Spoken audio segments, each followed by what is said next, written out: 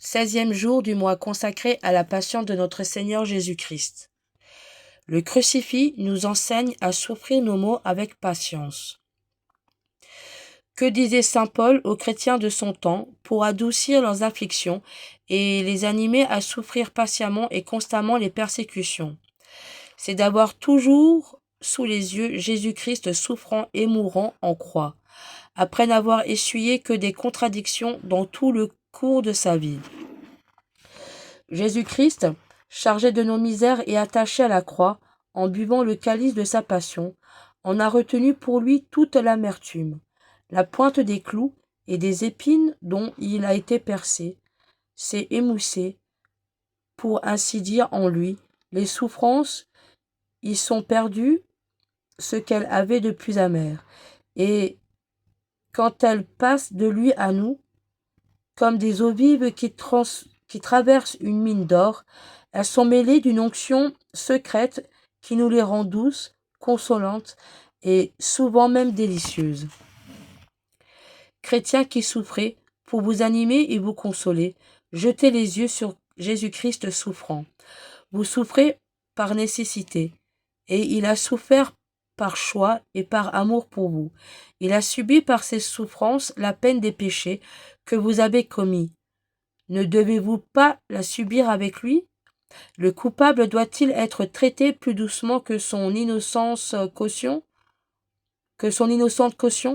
Il a souffert comme votre chef pour vous animer par son exemple. Il a affronté volontairement les dangers et la mort, pour aplanir la rude carrière que tous les hommes est condamné à parcourir durant le cours de sa vie mortelle. Unissez par une soumission volontaire vos souffrances nécessaires à celles dont votre Sauveur s'est chargé par amour pour vous. C'est le seul moyen d'en adoucir l'amertume, de les sanctifier et de les changer en semences immortelles d'un éternel bonheur. Si nous sommes affligés dans ce monde, ou par des revers de fortune, ou par l'indigence, ou par les maladies, si nous sommes en butte à la haine, à la calomnie, aux plus injustes persécutions, si en voulant faire le bien, nous n'essuyons que des contradictions, nous ne recueillons que des peines qui nous semblent stériles, qu'il nous est facile de trouver de la consolation au pied de la croix. C'est ainsi, nous dit-il, que votre maître a été traité dans tout le cours de sa vie.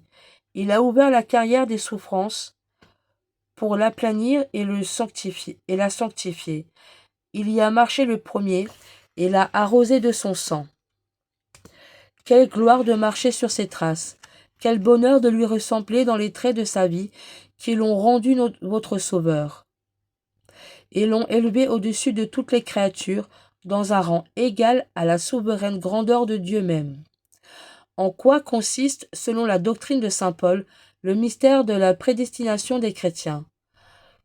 Dans leur ressemblance avec Jésus-Christ, de même que par la perfection d'un corps, il doit régner un certain ordre de conformité entre le chef et ses membres.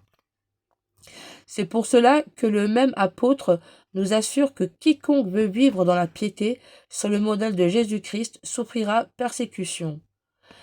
Que si nous sommes ses frères et des co-héritiers, c'est à condition que nous retracerons en nous l'image de sa vie crucifiée, et que nous ne serons glorifiés avec lui dans le ciel qu'autant que nous aurons part sur la terre à ses souffrances.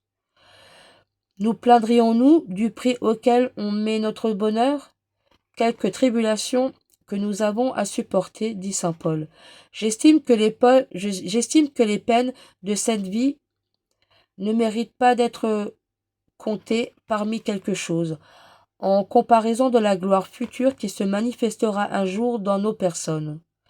Dans cette vallée de misère, les souffrances sont inévitables. En quelque conditions qu'on se trouve, le plus grand nombre souffre sans consolation, sans mérite et sans espérance. Un chrétien fidèle ne soutient pas seulement ses peines et ses souffrances avec soumission. La croix de son Sauveur y répand une onction qui en adoucit l'amertume. Il y trouve un trésor qui doit être le prix d'une gloire et d'un bonheur éternel.